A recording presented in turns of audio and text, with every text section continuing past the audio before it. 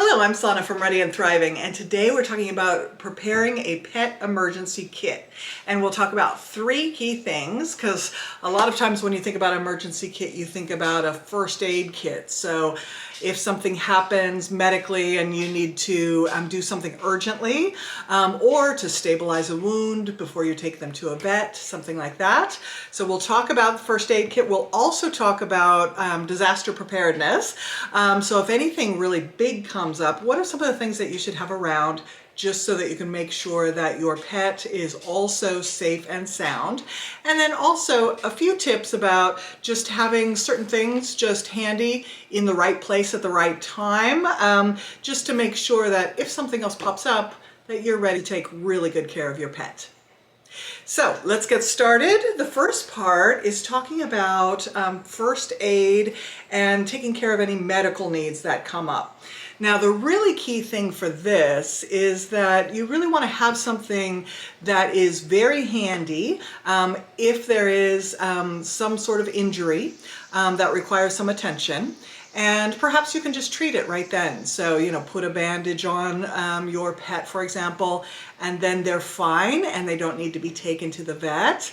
Others might be that you just want to stabilize a situation so you can actually take your pet to the vet. So for example, if there's a broken limb or some bleeding breaks out, you're going to want to stop that bleeding and get it stabilized as you take them to the vet. So a really good first aid kit is key to that, and there's a lot of them out there, and I think a lot of them that aren't that great. I did a lot of research on this, and you want to have a few key things. One is to have compression bandages. Those are very important for any type of kind of minor bleeding, to close a wound, to keep it hygienic. So you want to have kind of the basic things to also clean a wound like that.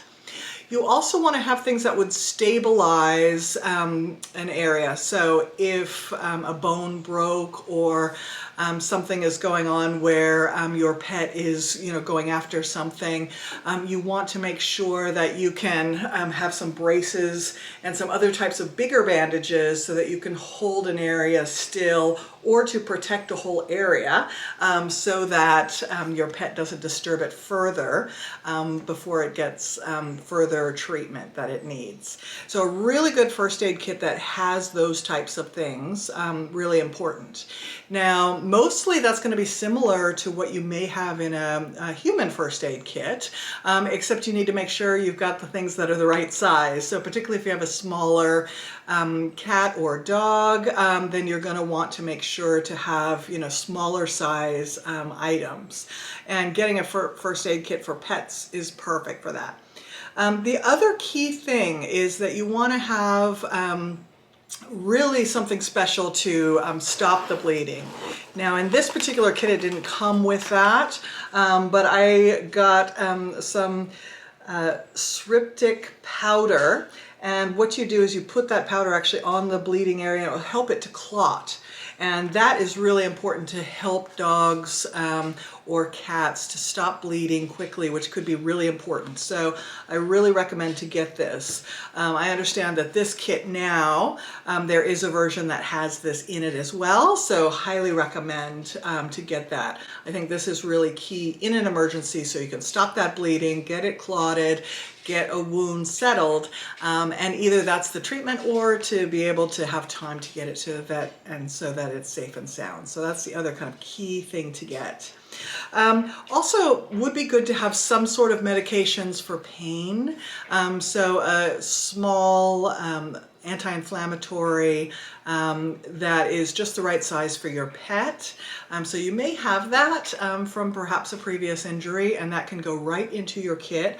Or a lot of kits already have just a little bit available so that you can help to take away any pain if there is any type of situation.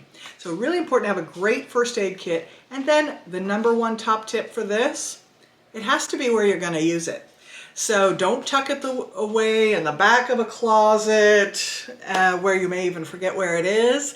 You want to have it where you can find it and use it readily. So either you may have an area where you keep your pet supplies already, or medical area, for example, and then you can go in and find that. But at any rate, it needs to be close.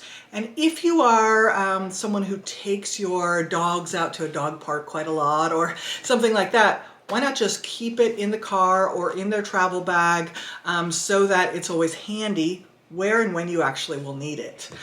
So really important, that's the main thing. If you're going on a road trip or something, take it with you. That's really important so that you've got it when you need it. And something that's small and convenient, obviously you don't want to carry the earth with you when you're traveling somewhere or, you know, just going out for a little day trip to enjoy with your dog. So, you know, get something that's small, compact, well done. And this one even has refills available should you need any additional supplies or anything. But keep everything just in one little case that makes it really easy to take with you. That does also kind of lead me to another thing, is about having things that are very useful at the right time. So even if you think you're just going out for a quick trip with your dog in the car, for example, still, you know, have available a bowl so that you can give them water. You never know if you may get stuck out somewhere. So one in your car, you know, around the house, or if you are traveling, you know, a small one that actually will fold up can be very handy.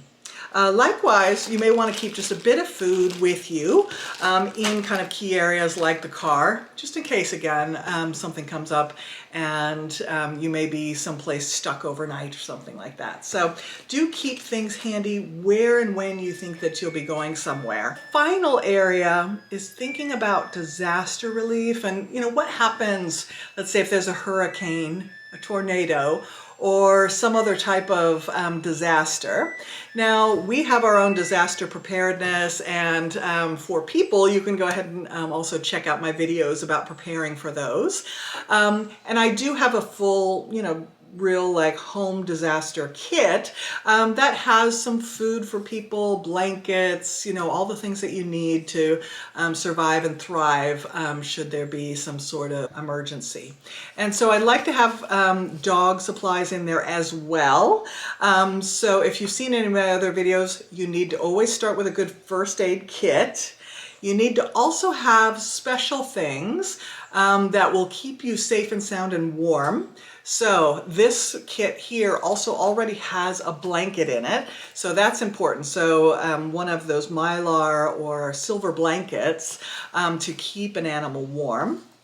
In my larger kit, I would also have a sweater for my animals which fit, and also so important is to keep leads with you, particularly for animals that you may not have with you everywhere you go, so you want to make sure to just have them, you know, have one in the car, have one in your emergency kit, and also keep in mind that, you know, you may need to evacuate or something like this. You may need to stay in a shelter or at someone's home. So do make sure that you've got equipment that will be handy, that may be necessary also to stay in those places.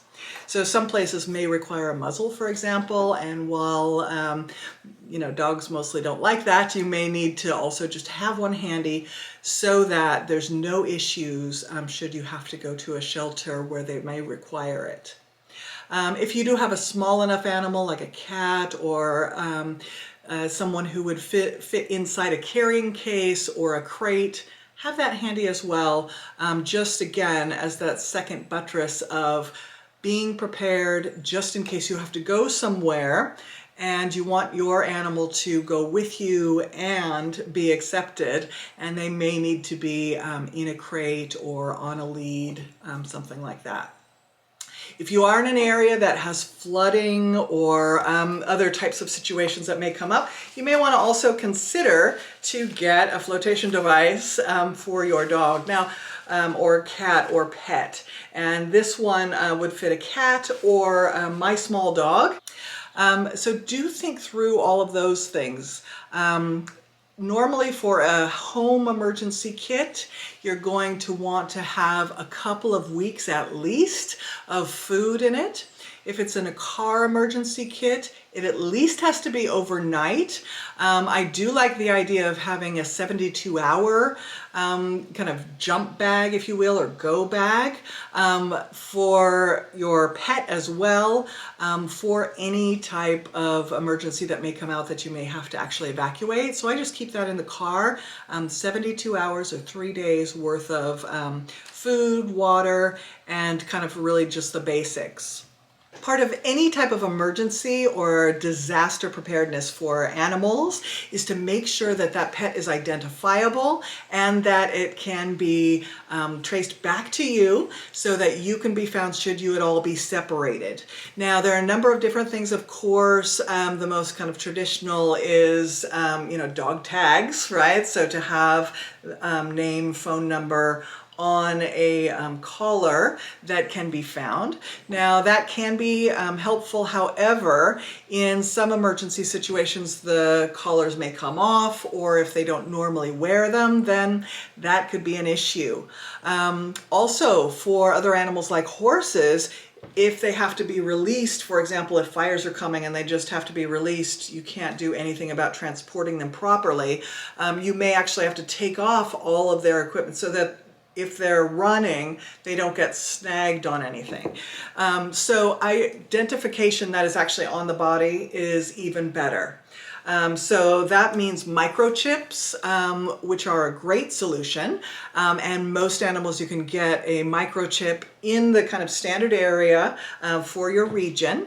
And just the most important part is to make sure that your information is up to date and that you have that number handy for your animals. So I always keep all the information about my dog in one particular area. So it's got vaccination records, including the microchip, insurance information, etc., all in one place, so it makes it super simple. I also keep her microchip number in my phone so that just in case we need to do that, but also keep it up to date. Now, sometimes in some countries it's a private company. If you move or change locations or have a new phone number, make sure that you are updating them.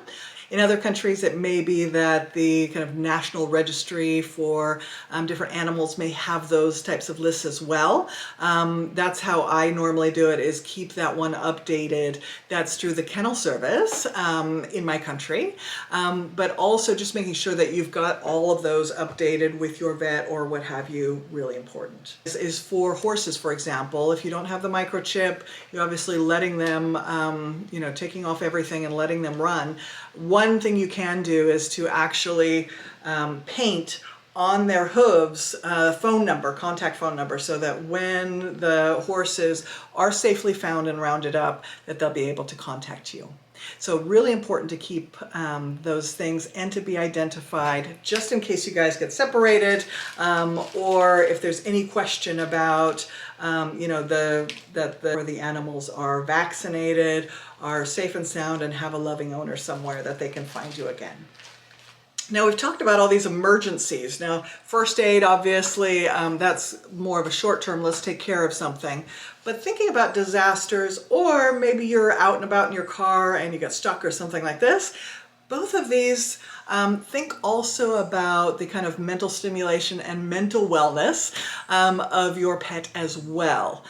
Just having something that is engaging or comforting is also really important.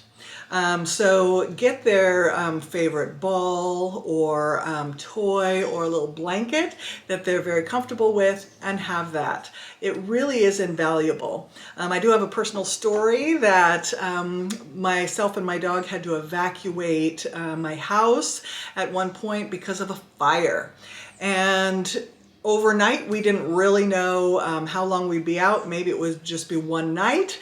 It ended up being a few months. But at least that first night, we had to evacuate into a hotel, and so they let us in to just grab a few things, but knowing what I know now, I would have grabbed some things that were also comforting for my dog, because it's already traumatic enough that she went through the fire and being rescued from the fire department, but also then we stay in a strange place.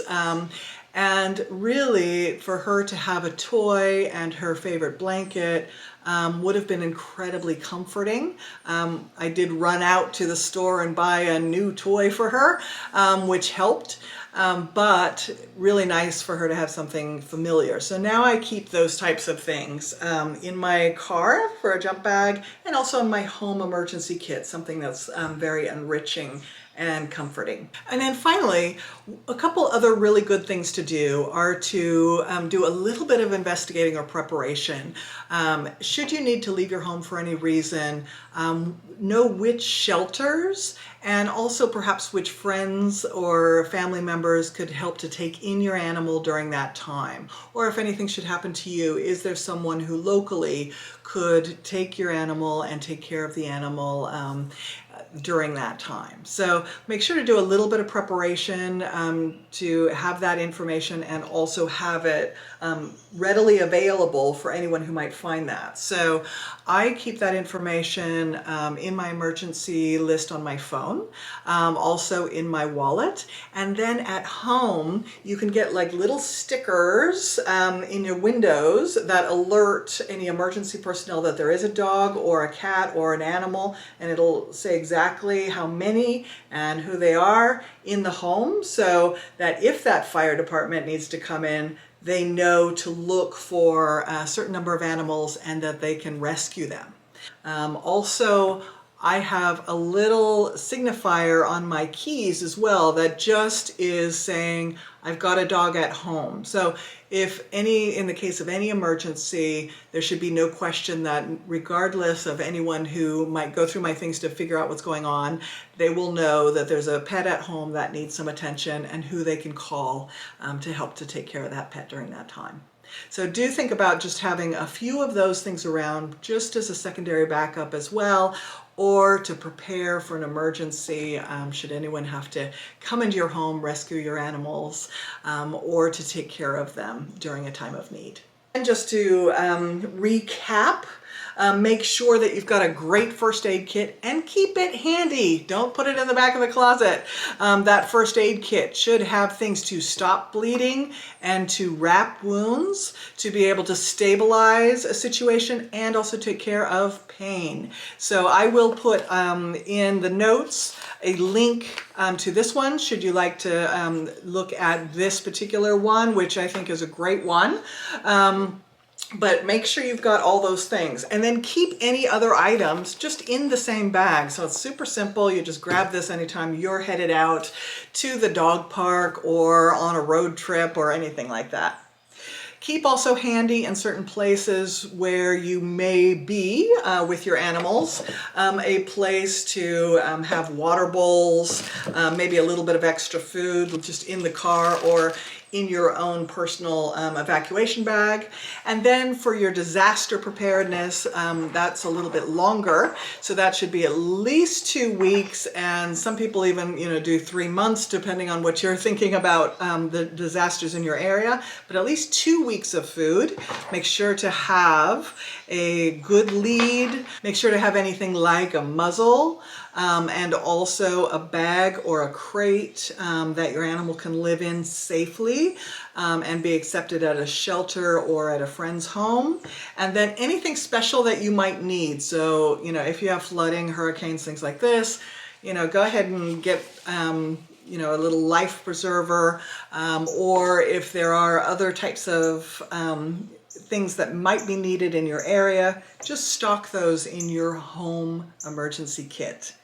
If you'd like to see more about pet travel or pet emergencies, I have other videos as well as more emergency preparation for people as well. So check those out on Ready and Thriving YouTube channel or on readyandthriving.com.